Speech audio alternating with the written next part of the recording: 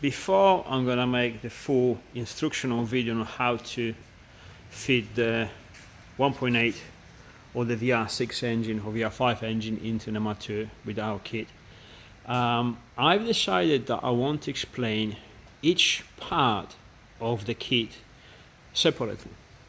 Because, for example, today we're going to speak about engine mounts. I know exactly what I'm thinking about when someone says engine mounts, because this was my job for most of my life. And it's quite natural to think the way I think. But if I saw this stuff, if I say engine mounts to a doctor, for example, a dentist, they have a completely different idea of what they're thinking of what engine mounts are. So I want to explain what they are, what they do, how are they designed, and why I have the design in this way, and what I had to do to design them this particular way. So I'm gonna use, because as you know, we're trying to get more effective and send everything quicker and easier, so I'm gonna use this as an example. So here we have our engine mounts that are in the kit. Now, kit, it doesn't matter because you can get all the bits separated, but that's not the video about this. For now, we just talk about engine mounts. Now, engine mounts, you can see, piece of metal, nicely constructed, TIG welded, blah blah blah. They could be nice, but it's just piece of metal. You bolt this for example bolts to the gearbox, this bolts to the Toyota mounts. Come on, anyone can do it. Anyone can fabricate a couple of piece of metal here. There you go, done. Same for this. This is your engine mount. It's very simple. Well, first of all, when stuff looks simple and it has to overcome a complicated problem, like a different engine in the chassis that was never designed for that engine, that is a good thing, because it means there was a lot of engineering, a lot of thinking about it, a lot of designing to come with a simple solution, because it never is simple. So when you have a simple solution, there was a lot of work into it. But now let me explain why this is not just a piece of metal. Let's go over here.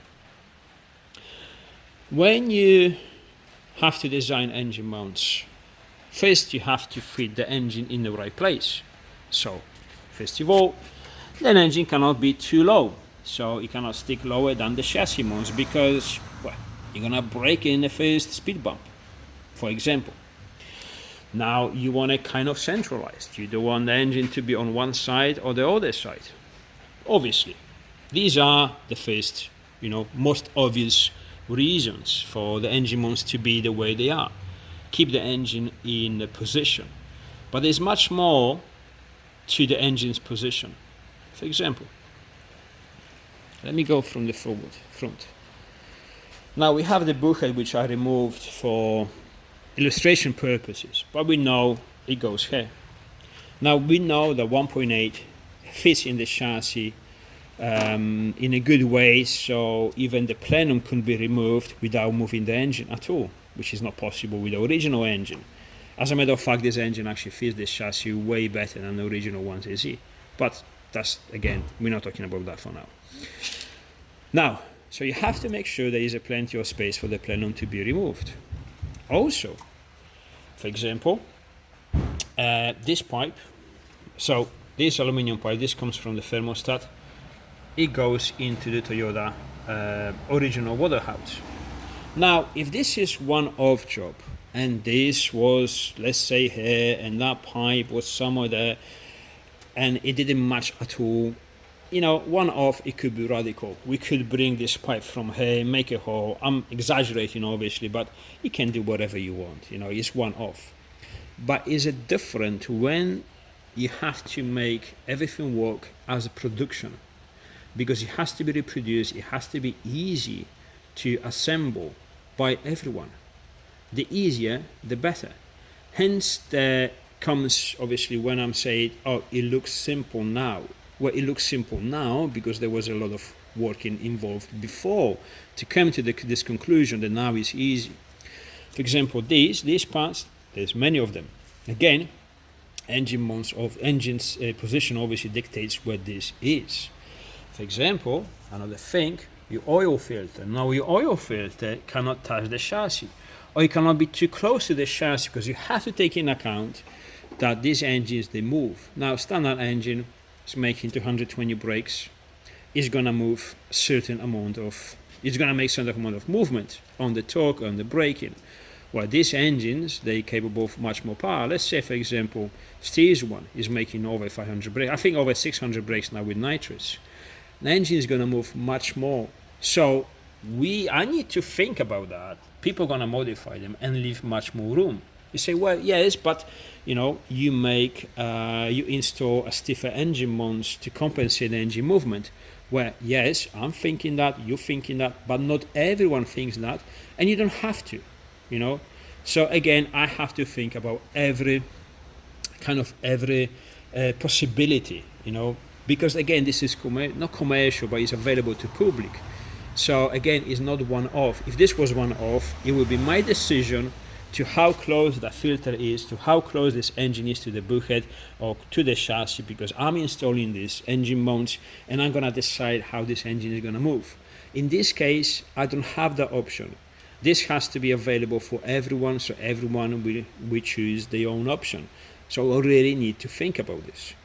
Next thing, as examples, the starter motor. Well, the starter motor is in a fixed position on the gearbox. Well, do we have a space for this? These are, for example, your filler caps lines for the fuel tank. This is the water hose. This is not a water hose. Am I able to service that starter motor? It can break down like any other starter motor. It has nothing to do with the engine reliability. This is just a starter motor. So again, am I able to remove it? Am I able to remove the gearbox to change the clutch without removing the engine? Because that would be convenient. Well, let's try to figure this out. Now, and again, loads of these things. Fuel system. Where are the fuel lines? Now, the fuel lines are here. The fuel lines on 1GZ are here. So it's different matter. So where I'm gonna run the fuel lines? I have to do 10 steps ahead when deciding of the engine position. And this is very different process between making one-off and having all of this kit in production available to everyone. This is a huge difference. To make something that is one-off, it will take me about 10 times less time. I'm not exaggerating. It's way easier. Developing the kit for the production line is enormously bigger of a challenge. I'm not trying to brag about this stuff. I'm just trying to explain the process that involved into the engine mounts and the job that was involved here. It takes a long time sometimes. I've been working every day on this since it's been over 2 years now. And yeah, we're doing good, we're doing great, but trying to explain what the process is. So again, fuel lines. I need to know where I'll be able to run them, when is actually reasonable to do it, because you can't do something silly, because everyone around the world is going to do it, and if it's silly, one mistake and something is going to go wrong. So they have to be in a safe place. Fuel lines, and remember, the engine moves, the chassis doesn't. So are they able to stay in a position where the movement is allowed? Are they going to be close to the alternator pulley that if something small happens, like a small zip tie, and this is going to touch here, and the fuel is going to piss in out, and hot exhaust or whatever, and something is going to catch a fire, and people are going to blame me. So I have to make sure that I have a space for these fuel lines to go around there, for example, and be in a safe space and still be able to move freely and safely. Is there enough space for the charge cooler? Where is the throttle body? Where are the plugs? This plug here, is it safe to put a connector, or on the engine, obviously movement, this is going to touch the bulkhead?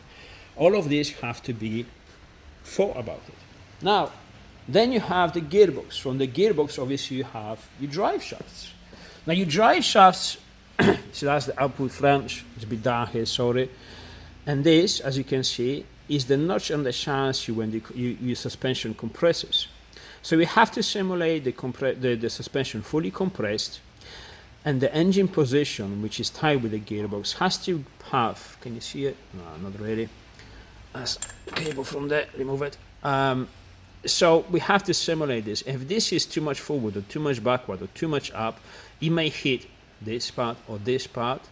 We want it to be exactly here, like it was designed by factory. If we cannot do it, we have to overcome the problem. But again, this is dictated by the engine position. And all of these things, they have to be, you have to think about it before you even thinking about engine mounts. What the hell is going on? Anyways, then you have the turbo position, the intake, the exhaust. Is it possible to make it there? Is it possible to make a downpipe? Now, once we've done that, you have the gearbox shifter, because my engine mounts, they include the shifter position. Now, this is only half of it installed. The rest of the shifter adapter is not installed, so we're only going to talk about this. This is the bracket that holds your shifter, the Toyota gearbox shifter cable. It's the same shape as the Toyota original one, same thickness, so the metal clips and the cable just slides in as in a factory car, no problems. Also have the adjustment, great. So you can adjust your shifter knob, if it goes left and right, forth and back, and by how much, an exact position. You can really fine tune it. This is very good.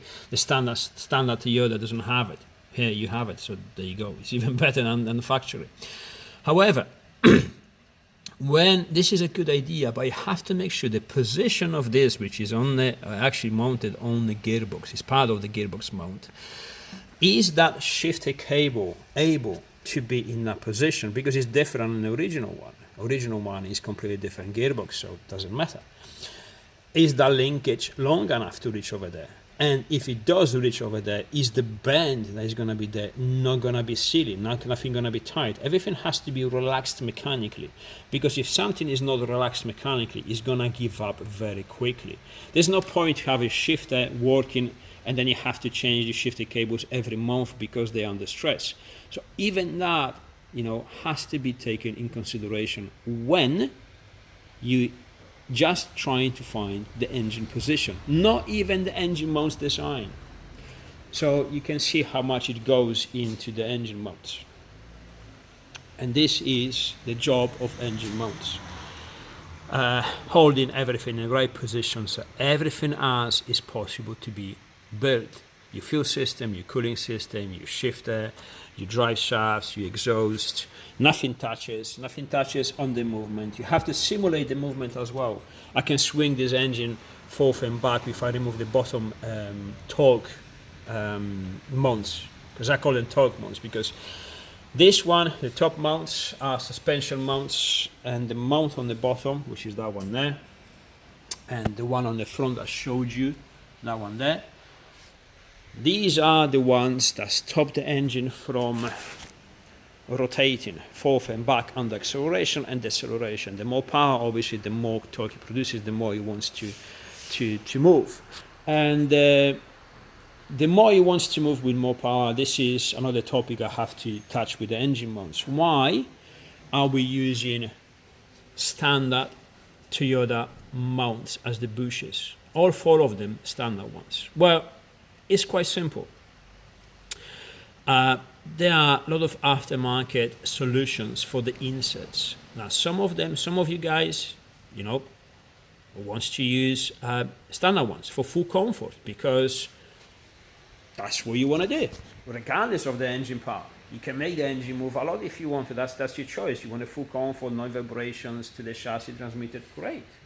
Some of you wants to have mild stiffness. Stuff is on the market. So the way I've designed my engine mounts is to use standard Toyota mounts. First of all, is because we're lowering the costs. Why it has to be more expensive and actually having less options? Because then you are tied to whatever I can supply to you. This way you can choose whatever you want. The insets or the different stiffness mounts on the market already. I'm not gonna reinvent the wheel. Is there? Use it. So that's the reason why I'm using the standard bushes on the chassis side of the engine mounts. But now at least you understand exactly what the engine mounts do and why I designed this way. Now I think it comes to, for example, this is the part of the shifter adapter. Now the shifter adapter utilizes this part of the standard Toyota gearbox. And the reason I'm using this is because it's good quality, is very good.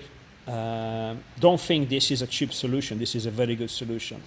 Now you have to cut this arm and install this arm in a different position, which I explain, and I will again explain in a different instructional video. Now this is a very cheap solution to a big, well, not a big problem, but well, yeah, let's call it a big problem. Not able to shift your gearbox, it is a big problem. So with these 3 bits, we can use that standard Toyota part, which is very great. Is it pain in the ass? Well, yeah, you have to chop and you have to weld this up. But to be honest, if you can't do it, any fabrication shop, any mechanic will do it, because it's very easy. It literally takes 3 minutes. Probably they're not even gonna charge you money for it, because it's silly. It's silly simple. So there you go. Now part of our kit is engine mounts is billet alloy. Obviously includes bolts and O-rings and everything. This is holder for the O-rings, blah blah. Why are they stainless? I like stainless. I like stainless because, yeah, TIG welding, and this grade of stainless, different grades of stainless, this is 316, is always gonna be this. It's always gonna look this good. Never gonna rust. If it gets dirty, you can clean it. Doesn't need any paint. Mild steel, you have to powder coat it or paint it. The problem inside the engine bay, you have loads of possibilities of getting chipped.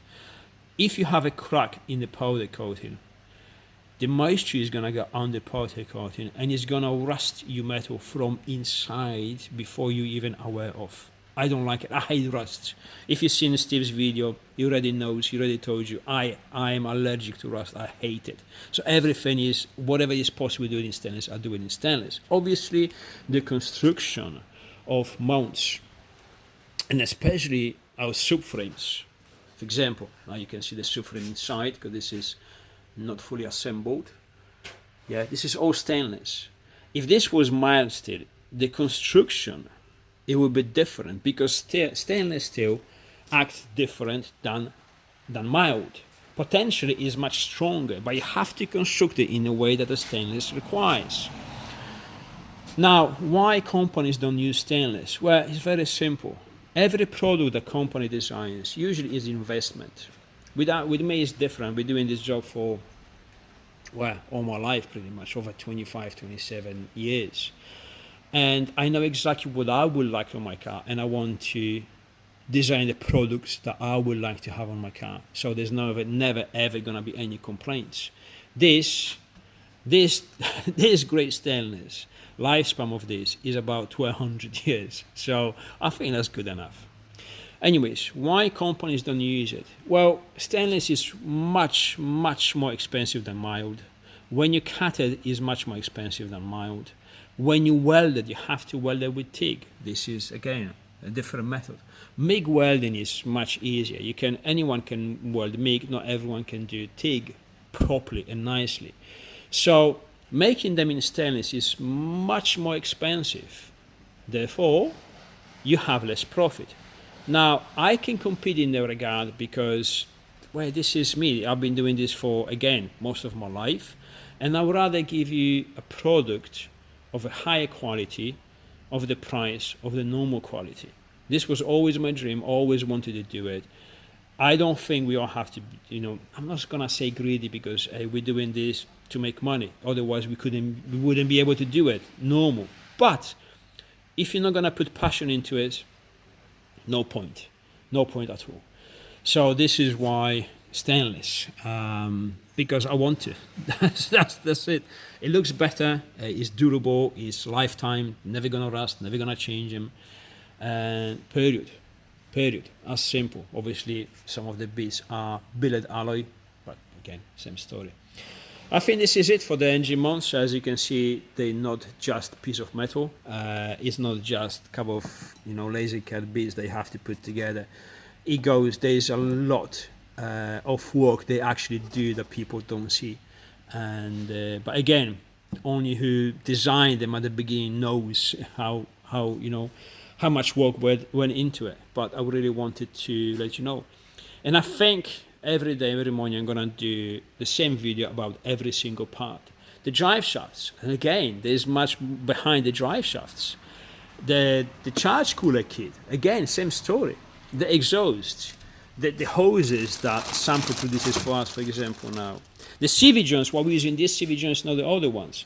And the rest of the kit, loads of stuff, electrics and exhaust, and then cold intake system. This one here, I'm finishing the design now, which is not much to design. This is very simple, and I think this is what people are gonna go for in the future because it's cheaper and it works exactly the same as the shiny one. So yeah, I think you enjoyed the video. I hope it was helpful, and I'll probably see you tomorrow for the next one.